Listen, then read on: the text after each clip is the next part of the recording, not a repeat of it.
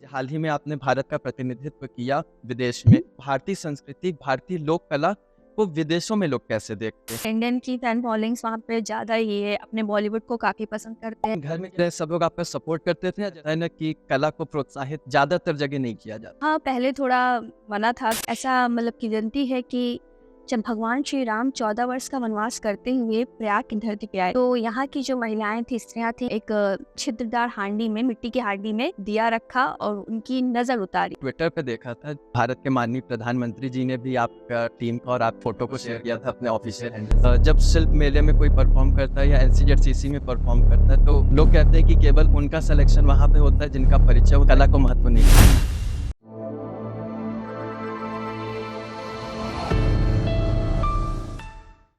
नमस्कार, योग शास्त्री वार्तालाप में आपका स्वागत है।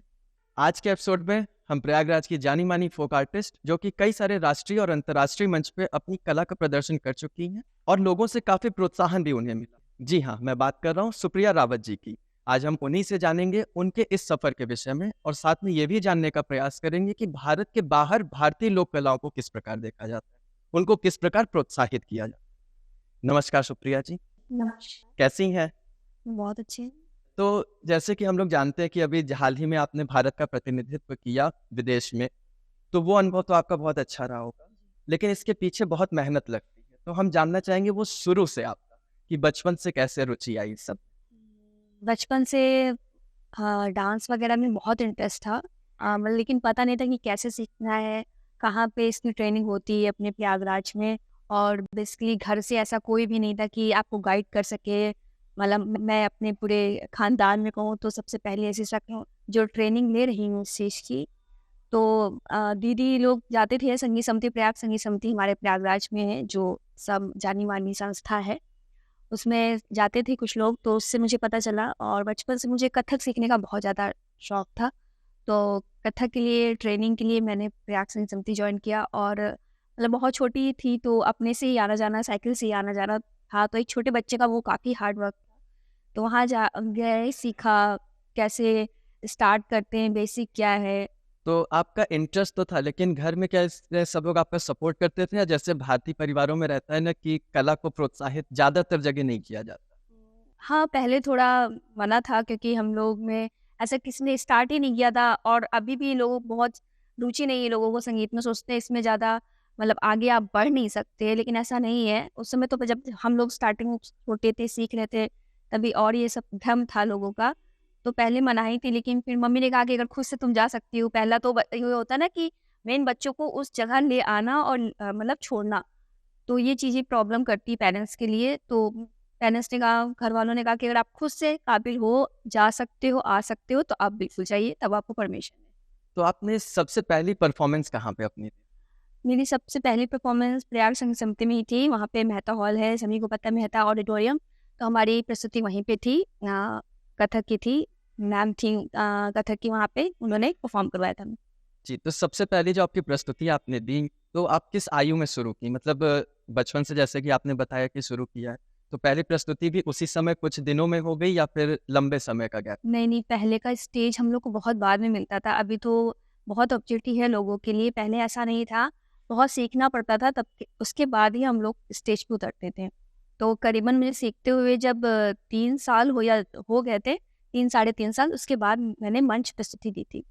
और जैसे कि आपका सफर 10 साल से भी ज्यादा लंबे का रहा, तो अभी भी क्या स्टेज पे जाने पे घबराहट या कुछ अंदर महसूस होता है या अब लगता है कि स्टेज के हम राजा हैं? नहीं, अभी तो नहीं होता है इतना, मतलब कॉन्फिडेंस है और गुरुओं का आशीर्वाद है, भगवान का भी आशीर्वाद है, तो अभी नर्वसनेस तो नहीं होती है। और जैसे कि अभी कुछ समय पहले हमारी जानकारी में रहा कि आप भारत का प्रतिनिधित्व ट्यूनीशिया में किया आपने, तो वो अनुभव आपका कैसा रहा? बहुत अच्छा था अनुभव। बहुत मतलब कि लंबी जर्नी होगी मेरे लिए। और आज़ादी के अमृत महोत्सव के तहत भारत सरकार ने एक प्रतियोगिता आयोजित की थी, जिसका नाम था वंदे भारतम नृत्य प्रतियोगिता, जिसके तहत ऑल ओवर इंडिया से ये लोग चुने गए थे। 4000 प्रतिभागी में से केवल 36 टीमों का चयन हुआ था, जिसमें से हमारी टीम प्रयागराज से उत्तर प्रदेश से केवल इकलौती टीम थी, हमारी टीम गई थी। और उसमें फिर गणतंत्र दिवस में हम लोग ने प्रस्तुति दी। उसके तहत चयन होते हुए वो टीमों को विदेश मंत्रालय के तहत परफॉर्मेंस के लिए भेजा गया था बाहर। जी। तो जैसे कि आपने बताया कि बाहर गए, तो बाहर के भारत में जैसे कि हम लोग ज़्यादातर देखते हैं कि कहीं भी शास्त्रीय या फिर इस तरह की परफॉर्मेंस होती है कथक की, तो ऑडियंस बहुत कम होती है।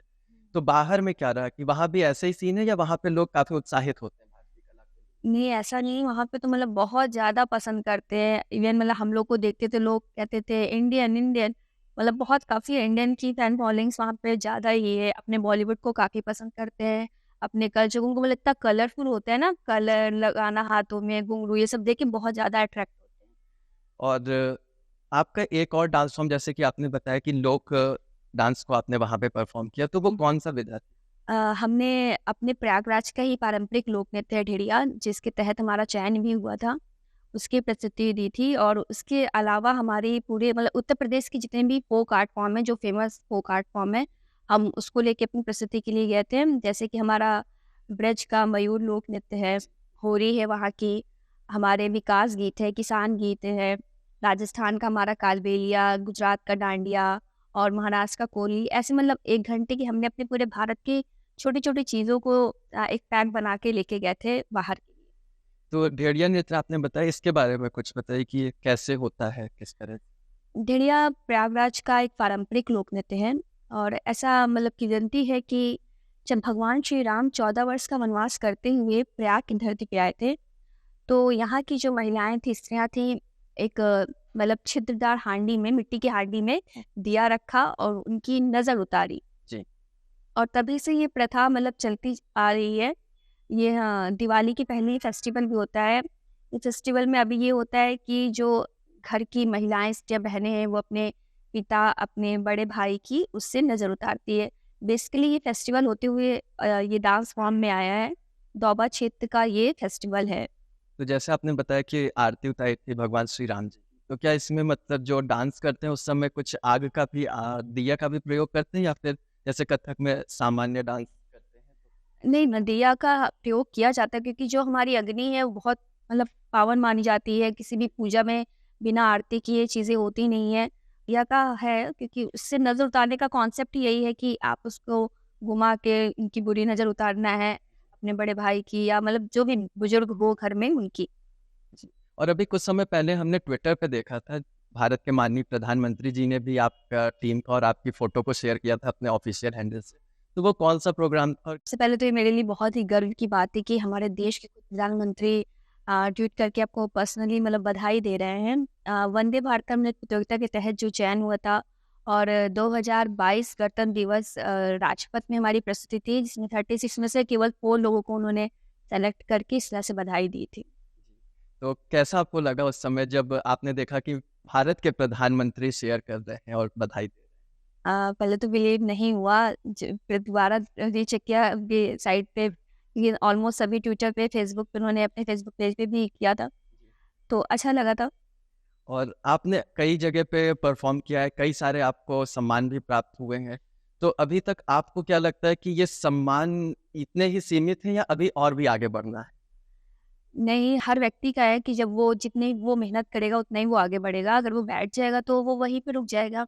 और मुझे लगता है सभी को मेहनत करनी चाहिए। बहुत ज़्यादा अभी का लोगों का पहले सोचना ये हो गया है कि बहुत मनी माइंडेड लोग हैं। उन्हें कोशिश कम करना चाहते हैं, सोचते हैं कि हमें जल्दी से जल्दी चीज़ें मिल जाएँ। लेकिन पेशेंस मेन है, पेशेंस रखना चाहिए। धीरे-धीरे आपको सीखने की पहले कोशिश करनी चाहिए, समझना चाहिए चीज़ों को। उसके बाद आगे तो भगवान रास्ता दिखाई देता है। और जैसे हमने लोगों से सुना है, अब इसमें कितनी सत्यता है वो आप ही बताएँगे कि जब शिल्प मेले में कोई परफ़ॉर्म करता है या एनसीज़ेडसीसी में परफ़ॉर्म करता है, तो लोग कहते हैं कि केवल उनका सिलेक्शन वहाँ पे होता है जिनका परिचय होता है, कला को महत्व नहीं देते। तो हमने देखा है आप भी परफ़ॉर्म की हो और आप बहुत अच्छा परफ़ॉर्म करती हैं। आपका क्या अनुभव रहा उसका? कि ये बात सही है या गलत है, लोग केवल भ्रांति फैला रहे हैं? नहीं, ऐसा नहीं है। ये गलत बात है पूरी तरीके से। टैलेंट को कोई भी नकार नहीं सकता। अगर आपके अंदर टैलेंट है, तो आजकल तो इतना मतलब सब कुछ वीडियो वगैरह सबकी रहती है कि किसकी खराब परफ़ॉर्मेंस हो रही है, किसकी अच्छी परफ़ॉर्मेंस हो रही है, वो हम खुद देख सकते हैं। तो ऐसा नहीं है, ऐसे ऑर्गनाइज़ेशन का काम ही है कि वो लोक कला को बढ़ावा दे और वो मतलब रोटेशन वाइज़ काम देती है। ऐसा नहीं है कि किसी एक ही कलाकार को काम देती है। अगर एक को दे दिया है, तो वो कोशिश करते हैं कि सबको दो और जो एक को दिया उसका भी नंबर रोटेशन वाइज़ आता रहे। और अभी तक आपने ढेर सारी परफ़ॉर्मेंस की है, तो आपको अपनी बेस्ट परफ़ॉर्मेंस कौन-सी लगी?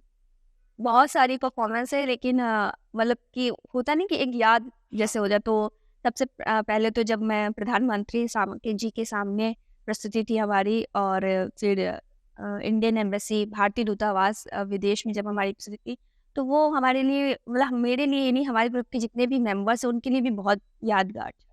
और अभी आपका क्या टारगेट है कि अभी आपको क्या इच्छा, जैसे हर कलाकार की इच्छा होती है कि ये मंच मेरे लिए सबसे ऊंचा है?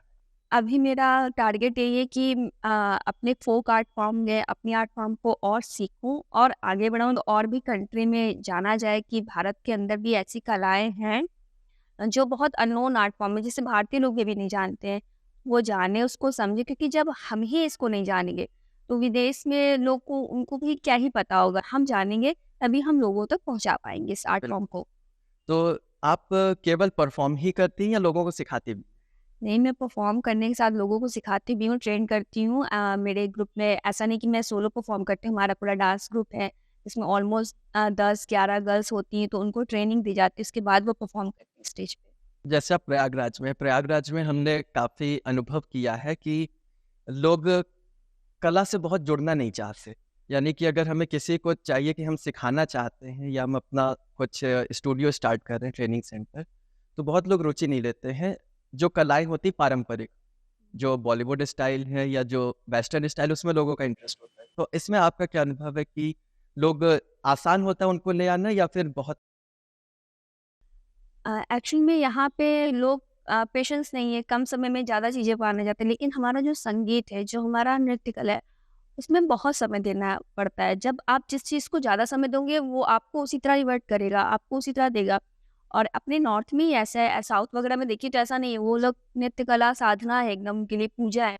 जैसे वहाँ पे हम लोग सब बच्चे पढ़ते हैं, मतलब पढ़ना मस्ट है, उनके यहाँ संगीत में जाना भी मस्ट है। बंगाल में भी देखिए, यहाँ पे थोड़ा ऐसा है, तो ये चीज़ें खत्म होनी चाहिए और लोगों को इंटरेस्ट लेना चाहिए। अभी बस इंटरेस्ट वहाँ तक आता है कि हम टीवी में चले जाएँ। टीवी में जाना ठीक है, वो अच्छी बात है कि आपको फ़ेम उससे ज़्यादा मिलता है। लेकिन जो हमारी लोक संस्कृति है, लोक चीज़ें, जो हमारी लोक माँ है, माटी है, उससे जुड़ना बहुत ज़रूरी है।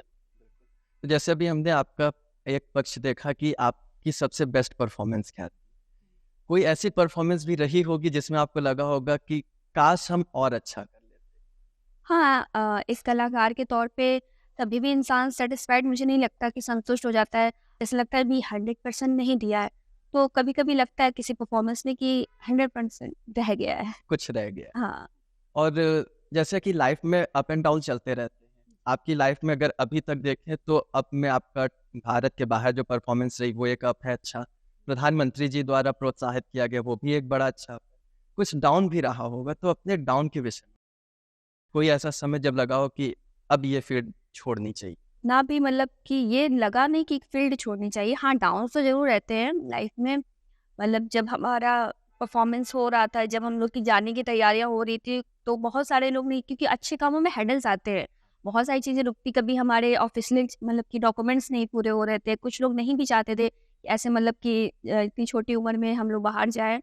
तो हेडल्स आते हैं अच्छे कामों में, लेकिन भगवान साथ रहते हैं तो सब हो जाते हैं। तो आप हमारी ऑडियंस को क्या संदेश देना चाहती जो भी हमारे नए उम्र के बच्चे हैं या युवा हैं, मैं कहना चाहूँगी कि बेसिकली आपको जो पसंद है वो ज़रूर सीखें, क्योंकि आपका एक तो इंटरेस्ट हो जाता है उसमें, और उसको आप अपना पैशन भी बना सकते हैं। और अपने जो आर्ट फॉर्म है, अपनी जो लोक संस्कृति है, लोक संगीत है, उसको ज़रूर फॉलो करें, क्योंकि उसमें जो सुकून है ना, वो वेस्टर्न में नहीं है। मैंने मतलब पर्सनली, अब ऐसा नहीं कि वेस्टर्न भी मैंने सीखा है थोड़ा बहुत, और इसके बहुत सारे स्कोप है, ऐसा नहीं कि सिर्फ स्कोप नहीं है। भारत सरकार बहुत मदद करती है, तरह-तरह के वो स्कॉलरशिप, फेलोशिप देती है बच्चों को। सीखिए, आप आगे बढ़िए, अपने आर्ट फॉर्म को बढ़ाइए। हैं? जैसे हर फील्ड होती है उसमें प्रोफेशनली आगे बढ़ने के कई सारे तरीके होते हैं कि हमने ग्रेजुएशन में कुछ बीए कर लिया, फिर मास्टर कर लिया, फिर पीएचडी किया, या फिर कुछ जॉब, कोई क्लर्क क्लियर किया, कोई यूपीएससी क्लास ए किया। तो क्या संगीत में भी ऐसे मौके मिलते हैं कि आप इसकी एजुकेशनल फील्ड में जा सकते हैं या फिर और भी कोई रोजगार बना सकते तो संगीत में भी आप, जैसे आप पढ़ाई करते हैं, वैसे आप संगीत में भी आप डिग्री ले सकते हैं। आप इसके कोर्सेज़ हैं तरह-तरह के, जैसे हमारे प्रयाग संहति है, लखनऊ भातखंडे, प्राचीन कला केंद्र चंडीगढ़, गंधर्व महाविद्यालय, सब कोर्सेज़ कराते हैं। जो भी आप सब्जेक्ट, चाहे इंस्ट्रूमेंट में, चाहे डांस में, चाहे म्यूज़िक में करना चाहे, तो इसके स्कोप भी as a teacher, as a आप प्रोफेसर बन सकते हैं और अपना खुद का बिजनेस कर सकते हैं, मतलब अपनी डांस क्लास वगैरह स्टार्ट कर सकते हैं। इसके स्कोप काफ़ी हैं। और जैसे कि कई क्षेत्र जैसे संगीत है, तो अगर कोई व्यक्ति शारीरिक रूप से दुर्बल है या किसी आंशिक रूप से विकलांग है या विशेष क्षमता वाला है, तो संगीत में तो वो परफॉर्म कर सकता है। नृत्य में उसका क्या स्कोप? नृत्य में भी बहुत स्कोप है। हमारे एक बहुत अच्छी डांसर हैं जिनके पैर नहीं थे, उन्होंने फिर भी परफॉर्म करती थी और वो बैठ के इतने अच्छे तरीके से बता देती थी कि कोई भी अगर सीखने वाला अच्छा बच्चा हो, वो सीख सकता है। ऐसा नहीं कि आप फिजिकली बहुत फिट नहीं है, तो ऐसा नहीं कि आप डांस आपकी बिल्कुल है ही नहीं। कोई भी, जैसे मैं कृष्ण जी के कुछ भाव बता सकती हूँ, बच्चे कैसे कई-कई मुद्राओं से कृष्ण जी को प्रकट कर सकते हैं। तो पहला तो मोमेंट हम ये ले सकते हैं, मैं बैठ के ही कर रही हूँ, ये उनका मुरली, और फिर ये हम उनका मुरली के साथ मयूर पंख कर लेते हैं, और फिर ये हमारा उनका पर्वत उठाने का हम सिंबॉलिक कर सकते हैं। तो इस तरह से पूरा डांस क्रिएट किया जा सकता है हाँ। गानों के ऊपर, उसके सिंबल्स को दिखा के। जरूरी नहीं है कि पूरा कोई खड़ा होकर कर रहा है तो ही करेगा। जी।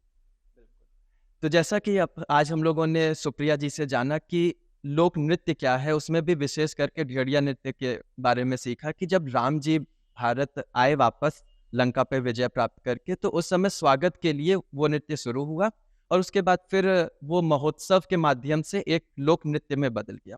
और हम लोग ये भी जाने कि कैसे हम इस फील्ड में भी अपना करियर बना सकते हैं। और कोई भी भिन्न क्षमता वाला है तो अपने आप को कमजोर नहीं समझे, उसके लिए हर तरफ मौके हैं। इसी प्रकार की और भी पॉडकास्ट लेके हम आपके बीच में आते रहेंगे। नमस्कार।